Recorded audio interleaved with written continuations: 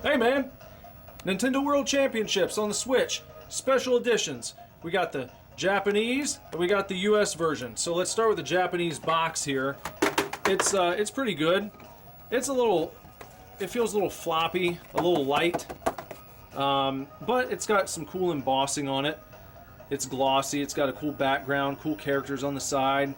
It's not too bad. Trophy on the back, that's glossy. And then when you open it up for the first time, you would have seen these sleeves. This is what all the goodies were housed in. Also kind of cosmic themed, not too bad. But this is what I really like. This is the US box. It's an honest-to-God cardboard box. It's stiff. It's got the characters bursting forth from the void on the front. They're embossed. They're glossy. It feels nice to the touch. It's really good. This is good looking, good packaging. US version gets the edge in the box department. Now here, looking at the game cases, they look very similar on the front. The interiors are basically identical. You see there, just shows some like icons from the games. But on the back, I think the Japanese version gets the edge just a bit because they've got more real estate dedicated to actual artwork. In the game itself, they show you the in-game menu, what it looks like when you're playing split screen. You don't get that over here. Look at all this legalese. That's horseshit. So, in my opinion, Japanese version wins it out there. Let's head on over here and take a look at some fucking postcards. Because each set came with postcards. Now, you can probably tell by the Japanese writing, these are the Japanese postcards. Are they actually postcards? Nah, not really, but close enough. They look like it. They got this cool artwork on the front, okay? On the reverse side, you get like the start menu from the game in question. They all came in this nice little floppy billfold type envelope with the games on the back there, showing you the games you can play. However, it doesn't stay shut. There's no tab to keep it shut, nothing sticky. You're kind of fucked there. So if you want your game postcard envelope to stay closed, you got to go over here to the English version. To the US one. That's got a tab that holds it closed. It's nice and sturdy. And speaking of sturdy, I think the card stock is a bit heavier with these. They are significantly larger than the Japanese ones. And when you turn them over, you don't just get a start screen, you get a custom sprite from the game. And these sprites are nice and glossy against a matte finish. So very, very good. Let's put these back over here. I'd have to say that the US version gets the edge over the Japanese because you can close all these shits back up without having to worry. This guy over here, he can't keep himself together. Look at him. No good. Let's head over here for the next thing. We get a set of pins with each package. The Japanese ones, the English ones. The Japanese and the English are just about identical. However, and this is tough to convey through a video, if you were to feel this and look at it up close, the engraving is a bit deeper on the Japanese pins. I don't know why.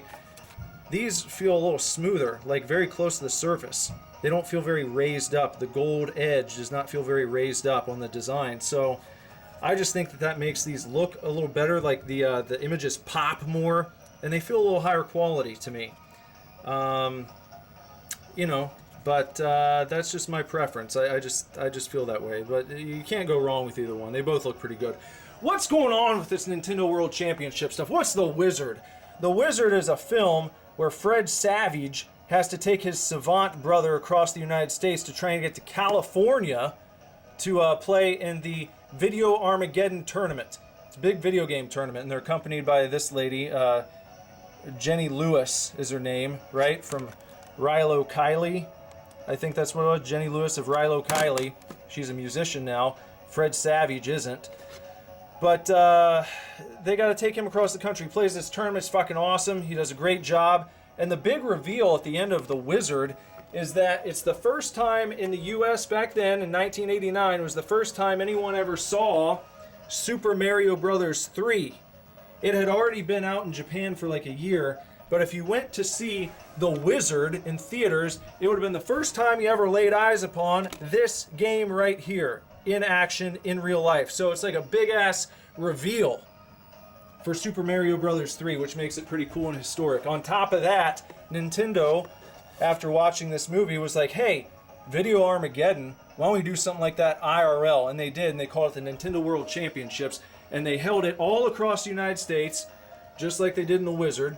All these kids battling out, moving on to the next round and shit.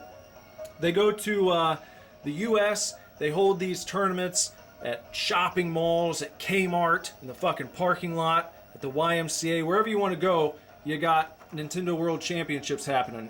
And what they did is they made a cartridge, and on that cartridge had a series of challenges. You had to first get 50 coins in Super Mario, then you had to complete a race in Rad Racer, then you had the rest of the time remaining of your 6 minutes and 21 seconds. That's how long you got to complete your round. You got the rest of that time to do as good as you could do in Tetris. Now, right here, these are your score multipliers. When they were playing Super Mario Brothers, that only got their score multiplier times 1. Whatever your score was in Rad Racer, that was times 10, and in Tetris times 25. So clearly you want to get through these two as quickly as possible and get on down here to Tetris and 25 times your score. A couple things though. Let me just tell you, a little clue you in on some shit here. With Super Mario, you would want to collect your 50 coins on levels 1 or 3. Why? Because if you did that, it would give you the easy race in Rad Racer, which means you could get on to Tetris a little bit faster.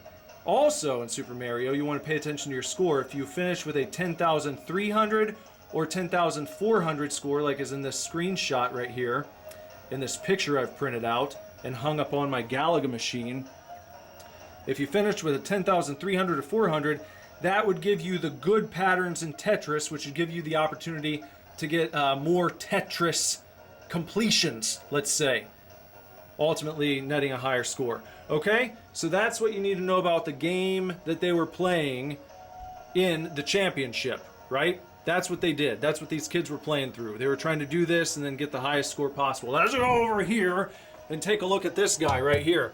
That's Terry Lee Turok. And Turok. And he was the host of the Nintendo World Championships, the finals that took place in December of 1990, December 7th through 9th, in Hollywood, California, at the Universal Studios, inside the Star Trek Theater. Fantastic guy. Look up videos of him. Watch some of the videos and just the energy and the intensity that he brought. He was running all over the stage. He's pointing out the high scores. He's announcing, commentating as he's running across the stage, pointing to the scores that people have, how much time's left, really getting the audience pumped. This guy is awesome. This guy fucking killed it. Let's go over here and take a look at the winners. Here are the winners of the 1990 Nintendo World Championships. You got the winner of the 11 and under category. This is Jeff Hansen, the winner of the 12 to 17 category. Right here, that's Thor Ackerland. And this guy is the winner of the adult category, 18 and up, Robert Whiteman. But these guys kind of got pushed and shoved out of the way in favor of Jeffy here. We'll talk about that in a second. Let me show you what these guys got for winning. Each winner received $250 cash, as well as what I've represented here with the cash hidden behind the cash. This is tucked away. That represents a $10,000 U.S. savings bond that each person got, in addition to their cash. They also got a 1990 Geo Metro convertible, and this isn't the exact model, but it's fairly close. And all three of these guys sold their Metro as soon as they got home from the tournament. No one kept it. No one knows what happened to these cars anymore, so they're gone. In addition to those things, they all got a pair of Reebok pumps that you could pump up to make your shoes tighter, which would make you run faster and jump higher. And they all got a TV just like this one, an old-fashioned rear projection big screen, as well as a golden Mario statue. I've represented here with a silver one because I don't have one that's made out of gold, but they would have had something like that to take home, as well as a copy of the Nintendo World Championships to play on their own time at home. But come over here, I want to show you something else. This is not the one they played in the championships. This was a golden cartridge that Nintendo produced, 26 of them to be exact. They were given away in a Nintendo sweepstakes of sorts.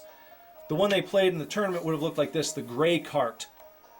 With, they all have the switches. These switches set the time. You flick the switches into certain positions to change the amount of time the players have to complete the challenges. Like I said, in the tournament, they were given 6 minutes and 21 seconds, but you could set these anywhere from 5 minutes to 9 minutes and 41.2 seconds, I believe. So if you ever see one of these out in the wild for a decent price, like I'm talking anywhere, fuck, you find one for $1,000, buy it, pal. Because these things, depending on condition, can go upwards 200, 250, 300,000 bucks. All right? The one they gave you with the US version of Nintendo World Championships here is not a playable cartridge. It's not playable.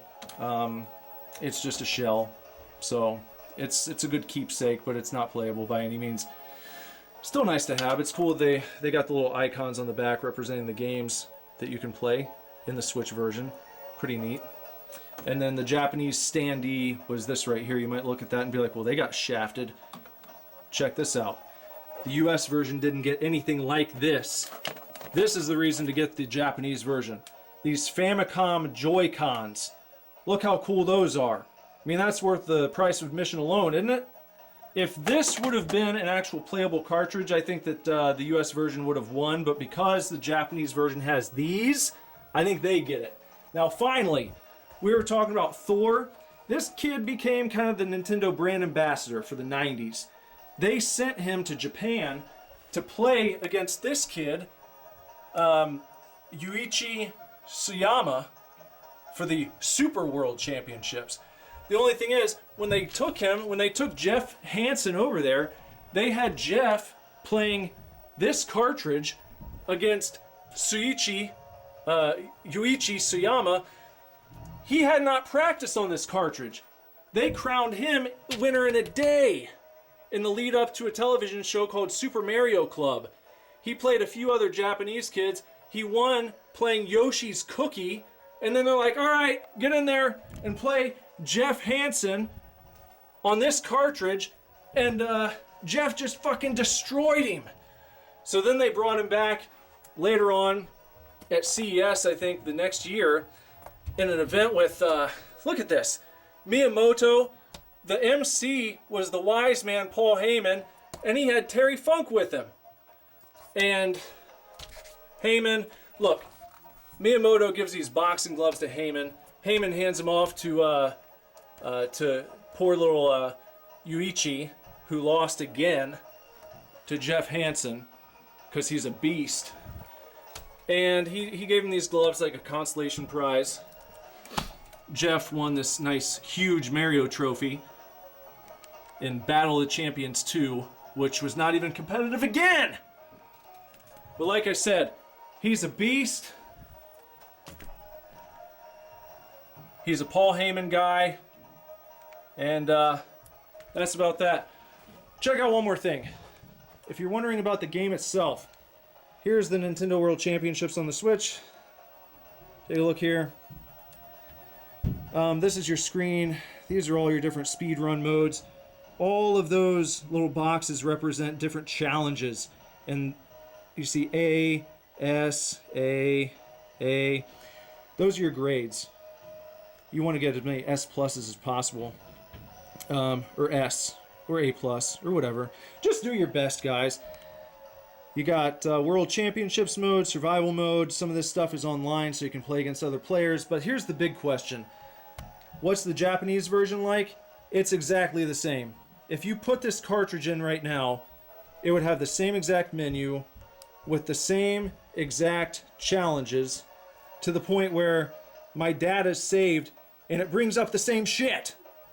The first time I put this in, I was thinking there might be like different menus and different challenges. No, it's all the same. So, there you go. All right? Until next time, take real good care. Keep kicking ass. Love you lots. Lord willing, be back very soon with another video for you to watch. Bye-bye.